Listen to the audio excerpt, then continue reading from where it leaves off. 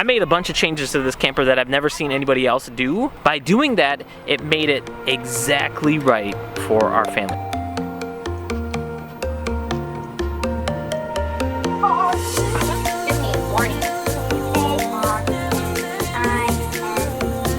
Alright, so he didn't give me any words. I'm gonna give you, okay? Choice. What? Choice. You have the choice.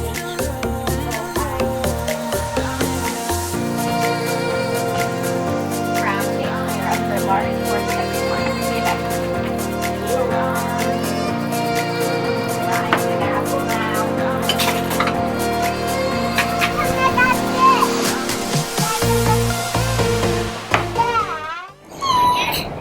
Hey explorers, Lojo and Nick here, just out enjoying the outdoors in Florida in March, soaking up the sun. I'm just always reminded why I love to do this. I knew that in order for our family to really get out and love being outdoors, we had to have a great home away from home. We had to have the quote-unquote perfect camper for our family. And we tried a bunch of different things. We started with a pop-up, then we tried a Class C, then we tried a bumper pull that was a little too big, then we tried a bumper pull that was a little too small, and with each one of those, we learned what we liked and what we didn't like about that camper. And this one right here, this is a 2013 Rockwood 2910 TS, the exact size we were looking for. We picked it up, brought it home, began pulling things out of it and making changes to it so that it would be perfect for our family. A lot of people will come up to us and say, man, that's quite the crew you got. How do you all fit in a camper like that? And my response is usually, why don't you come in, I'll show you. We've cleaned it up. Lojo cleaned up her room. We'll be glad to show you, right Lojo? Right. So the first thing I thought I would do is bring you inside so you can see the biggest modifications that we made. We still have all the standard camper browns, and we do plan on painting this camper, but what we wanted to do is make sure the functionality of the camper worked really well for us first, and then the design, then the look of the camper would be done later. So the biggest thing that we've done to this camper is that when you walk in the door and you go towards the front, usually that's where you have your queen size bed for the adults. Instead, we decided to remove that queen size bed, and I decided to put the bunkhouse in the front.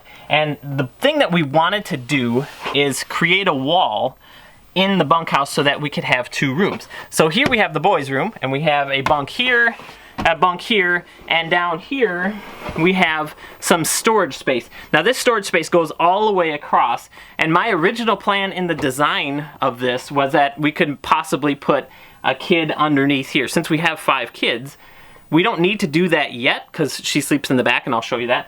But we thought that for now it works really well to store like dirty clothes. We even have some bike parts underneath the bed in here and everything else. So that's why this bunk is a little higher, and this bunk here, the space between these two bunks isn't as great as the next room, and I'll show you that in a second. So this works perfect though for the boys because they each have their own little space.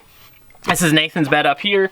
He's got his shelf from IKEA, and we've done a lot of little things like this where we put in these shelves, and I created a desk for them right here, which is essentially just a board on a hinge. And then Luke has, you know, essentially the same thing. He's got his up right now, but he's got his IKEA shelf there, and he's got a little space right there, and they each have their own little light for their bed. This right here is the boys' side. The girls' side is over here. And inside the girls' room, you'll see that I made them their own little desks here. So we got Nat to bed with her laptop. She's essentially ready to do school. And if you notice, one thing that I did for each one of the kids is that I put one of those 12-volt cigarette lighter adapter things up there. So each one of the kids has one. And what they have plugged into them right now are these cool little 12-volt fans that they like, especially when we're boondocking. So if it gets hot or anything, they can turn them on and they can be cooled off at night. It does get a little cramped in here, but when they're inside their bed, they like the amount of space that they have. It's just the right amount of space for them. So they even have, you know, a spot for their fish.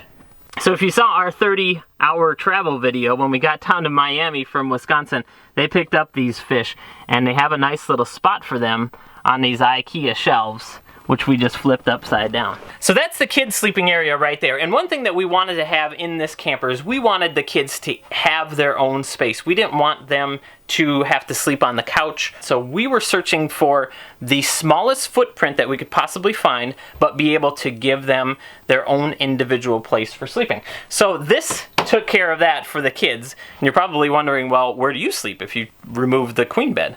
I'll show you right now. So in this camper, it's a 3-slide camper. We have our big one here. We have one for the kitchen, which I'll show you in a second. But then we also have a slide back here that's opposite from the bathroom. So this here is our room.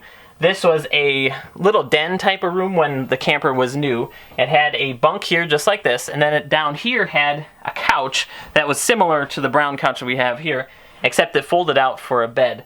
And we folded it out, and it definitely wasn't comfortable enough to sleep on a night-by-night basis. So we decided to rip that out and put in a queen-size bed, and it's on a board that folds up. Since this is a slide that comes in, if the bed didn't fold up, it would actually hit this wall, and we wouldn't be able to bring the slide in. So we fold the bed up, and then we're able to bring the slide in, which I'll show you in a second, because we changed things around a little bit in the camper during the day. I call it day mode, but I'll show you that in a sec. But back here, we have my working area, got my computer, desk, and everything. We have this cool map on a board, which this board I use sometimes to close off my office area from the rest of the camper. So if they get kind of loud in there, I can take this board, slide it in between this area right here, and create like a little bit of a quiet zone so I can be on the phone or something like that. And then we got Lojo's bed up here, and she loves this bed. It looks somewhat like a cage, but it's not a cage. But I built it so that she doesn't accidentally fall down and hit me while I sleep. But this is her own special little space. She loves it inside there. She's got all her toys. She says it's very comfy, and she can actually work the latch herself. But we just want to make sure she doesn't roll off at night. So since she doesn't take up the whole space, we have a nice little spot to put bags and things like that, beach towels and all of that stuff. So this is our room back here. It works really well. Again, we have 12-volt fans everywhere. So I have this fan right here that's essentially just one of those magnet fans that you might see at Walmart. I have a little plate right there that's on the wall. It just usually sticks to it like that, and it works well for a fan.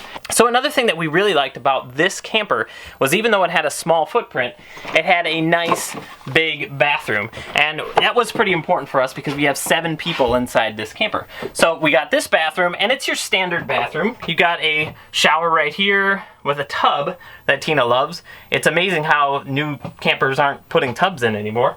But then the change that we made in here is that I added these shelves to the side of the toilet. So we got a toilet, we got a shelf here, and a shelf here. And essentially all these is just some wood. We got a board here, a board that's a little bit smaller, and then a board of the same width right there to create a little shelf unit.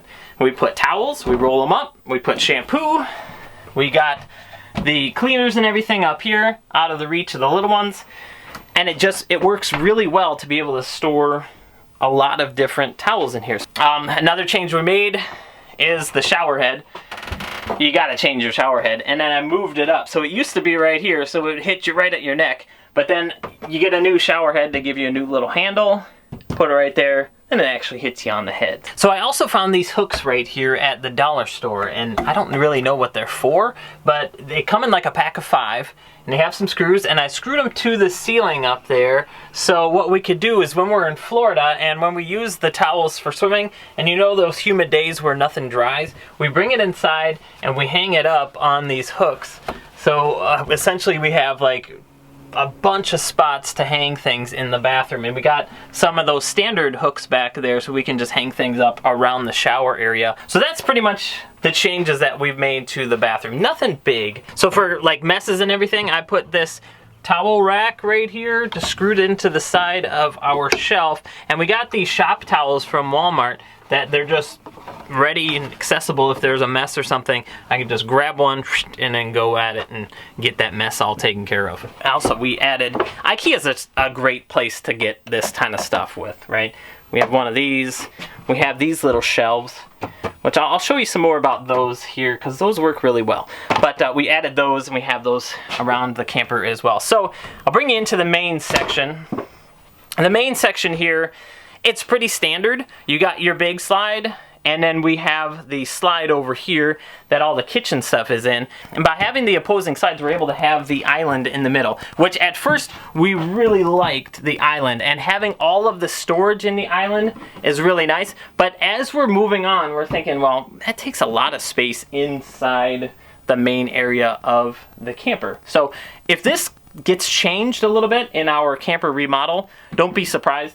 But we do like having it, but we just might change something else a little bit differently. So the reason why this camper works so well for us is because the living area is so large. This is probably one of the bigger living areas I've seen in a bumper pull camper. We wanted to have a lot of space in the living area. So I was okay with making smaller bunks for the kids and having a smaller area for our sleeping, but being able to transfer that space into the living area of the camper. The changes that we made were to try to open it up a little bit more. So if you notice, we have a couch there and we have this thing here with some cushions, but these cushions were from the dinette system. So we ripped that whole thing out, kept the cushions, and we added these little tables right here. So we have this table, and then if you see that bar right there, that is a spot for another table that we can slide along the bar. And what I normally do when I wake up is I put the camper in what I call day mode.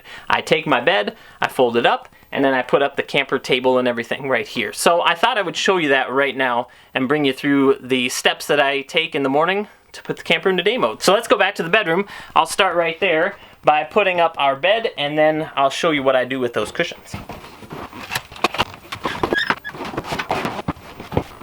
Gives us much more space here in the back in my office room. So then I'll take these cushions. I take the cushions out, I put them back there, and now I'm going to set up the table.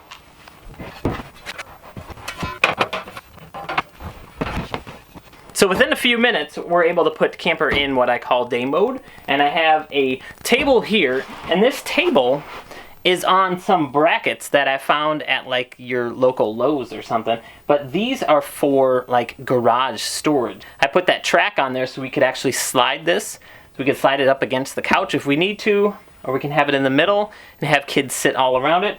And then we'll take these little stools that I got on Amazon for like $8, and then we put them right there. So we found that that works really well inside our dinette area. So that's one of the changes they made there. And then in the back here, what I did with the cushions was essentially just set them up underneath our bed so the kids can come back here and sit, and if they want to read or something, or if they want to hang out while I do my work, they can sit right here. But I still have all of the space that I need inside my office to do my work. So those are some of the major changes that we made to this camper. Now I'm going to show you some of the little things that we've done. Like right here, you can see these little blue things. That's our solar. If you haven't seen our solar video yet, check that out because I explain how I do this and how we got everything set up. The kitchen, you'll notice the first thing is that our fridge still doesn't have a front on it. This is a new fridge. It's I believe it's an 8 cubic foot, and I had to essentially rip out a drawer that was below it down there in order to get more room. So I think we had a 6 cubic foot before. We replaced it with this 8 because we needed to have more space for the food. These doors cost like $150 just for the black doors. So I thought I will put something in here eventually, maybe a whiteboard, maybe a chalkboard of some sort. But we have some ideas, and we'll probably get that figured out when we do the rest of the remodel, when we do the painting and everything. So stay tuned for that, all right? This here, behind this, okay, so this is one of the things that kind of bug me about campers. They throw them together really quickly, so they don't take a lot of time to get space, right? To actually utilize the space. So this was just a wall that went this way. There was nothing here, just a wall. I took the wall out and noticed that there was plenty of space. It goes back like a foot or so, and the only thing back here is behind this board is a vent, a plumbing vent, and it's like that big or so, and it goes up to the roof. So they closed off all of this space here just because there's a plumbing vent in there. So I took that off, built some shelves here, so we have like a little pantry. We have some more of those yellow things that you see from Harbor Freight. We got some cups, plates, vitamins, things, garbage right here. In a camper, most campers that we looked at did not have a place for garbage. I don't know why, but we need a place for garbage, guys, okay? So we built one here, and it works really well right there, and it's clean, and back around the side we have like the blender and all of that stuff stored in right there. So this, by adding this right here, gave us a ton of space inside the kitchen. So you'll probably notice that when you look around your camper, when you open a cabinet like something like this, there will be a board that just sits there and you don't know exactly what's behind the board. I encourage you to be careful first, but take the board out, see how much space is back there, see what kind of stuff is back there. Chances are you'll be able to store something there and it won't cause any harm. Like this spot right here, there was a board right there, but we took that out and we could put lots of stuff. Like we got a toaster and we got a lot of stuff back there that we wouldn't normally have. And same down here, there's this space, goes all the way back there. I don't know if you could see it or not, but there's some plumbing pipes back there. And they had a board, I think it was right here. So it cut off a whole bunch of space. So there's probably lots of space like that all around your camper that you can reclaim and get a little bit more storage from. All right, so I'm trying to think about, you know, anything else. I showed you the fans and I showed you the 12-volt outlets. If you haven't seen our solar video, check that out. But we put those 12-volt outlets around all over the place so we have power when we're boondocking. We have one right there so that we can power anything that's, you know, being used on that shelf.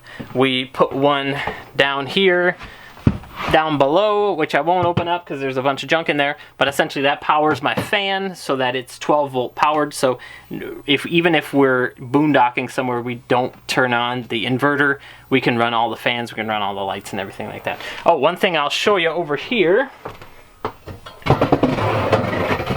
This is another one of those spots that when you open the cabinet, there was nothing there. There was just a board there. And down below my computer here, you can see some more of these yellow shelves. I have a light over here that's not working right now, but these yellow shelves, this right here was a board. And we took it out because there was a couple plumbing pipes that ran through there. So I took that out, added these shelves, stacked them up, gave me a lot more storage in that spot. And I got a lot of my junk down there. This is Dad's junk spot. All of his techie electronic stuff and computers and all that stuff. So that's my spot right there. So I think that's pretty much all the changes that we made. We've done a lot of things, you know, like your standard things like IKEA spice racks and stuff like that. We have our standard cabinets up here, have our internet up there. If you haven't seen our internet video, check it out because we do internet much differently than most people do. IKEA is pretty cool. We got these little lights. They're on this little battery pack that we decided to put up all over the place. We got one here in the slide. We got one here back here. Pretty neat, right? For $6. One thing people tell me is, hey, dude, you've put a lot of holes in your camper. And it's because we've tried so many things. Like this table works really well, but before I had one that folded up, and you'll see I have a bunch of holes in the wall right there. And, you know, it's true that when you get a camper, the last thing you really want to do to it is cut it up and put a bunch of holes in it. But when you're living inside the camper, like for months on end, you really start understanding, like, if something was a little bit different, the whole feel of the camper would be better. So now let's go outside and I'll show you what I've done out there. And if you've seen our video about our bikes, you'll notice that we take the whole front section of the camper to store our bikes in while we move from place to place. Right now it just kind of has we call it the garage. It's a place where we throw things if it's gonna rain. So that's why you see, you know, buckets and helmets and everything like that. But when we're traveling, this spot is filled up with bikes. So we have virtually no space for things like chairs and you know, grills and things like that. So in order to be able to make that work, I had to find a way to add more outside space. So what I did is I took a trip down to my local surplus place and I found this thing right here. This is an 8-foot long aluminum box of some sort. I don't know exactly what it was used for, and I picked it up for about $75 or so. And I took it and I welded brackets. I don't know if you could see it, but I welded brackets up there, up into the frame so that I could put this under here.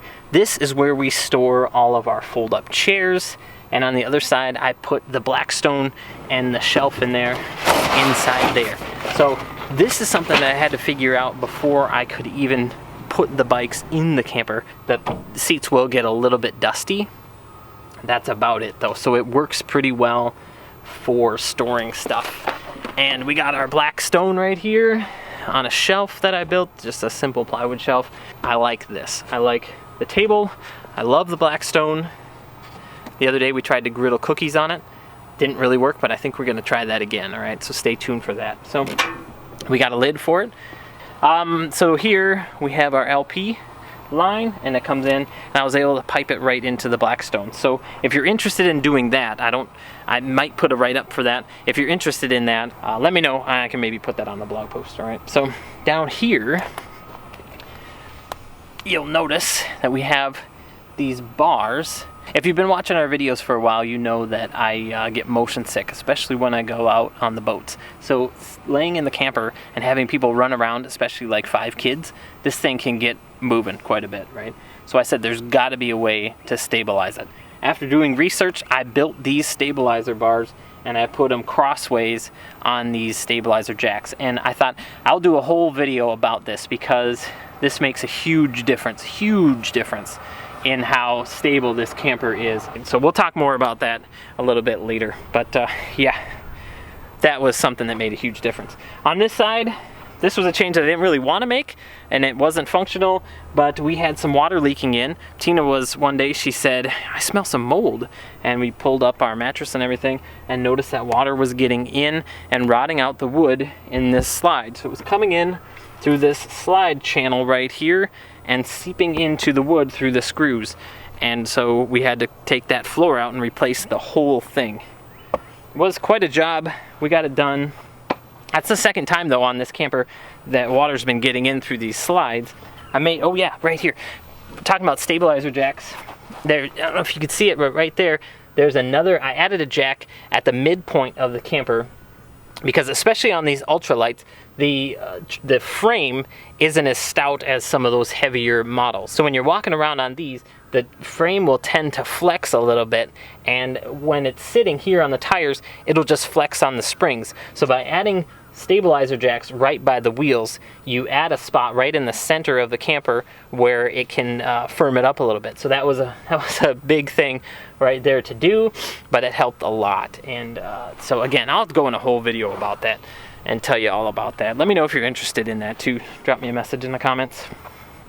So up towards the front, we changed out our 20s, 20 pounds for 30 pounds. Got those here. Got a stand and everything for the generator. We got the Coleman generator. If you haven't seen our generator video, check that out. I'll put a link up there for you. We got the batteries, which I just switched these out this year before we left because mine were quite old, and I still went with the lead acid batteries. You know, a lot of people are going with lithium, and that's the biggest thing that I heard on that solar video, is that you should really go with lithium. And so I still went with lead acid just because that's what I've been doing, and they work really well, and I haven't had any complaints with them. So we'll head around to the front. There's just a couple things that I did on the front. There's a light up there. I don't know if you can see it. That light, for whatever reason, on this camper, there was no light by the front door. So I added that light, and even after adding that light, it wasn't enough. So I added these right up there. I don't know if you can see them. These are LED lights, and I put them on the corner of this slide so that when it's out, it shines down this way, and then that one shines down that way. So it keeps the light in our camping zone, so we don't like shine it way off into the horizon there and bother everyone with these lights. But they're really bright and they work really well. Again, I got those at that surplus store. If you have a surplus store around you, go check it out, because some of the stuff that they have there works really well for this RV type of stuff. I found a lot of good stuff there. So that's my tip for the day. Go to your surplus store, check it out, see what they got. You might find something really cool for your camper, and then shoot a video like this, share it with me, let me know the cool things that you've done in your camper so that I can adapt it here. So I hope you've enjoyed this video, and I hope that you've maybe got some good ideas on what you can change to your camper to make it a little bit more functional for you. And I would say, you know, if you bought a new camper and you think, oh, something could be so much better, don't be afraid to make the change. And if you don't know how, find somebody.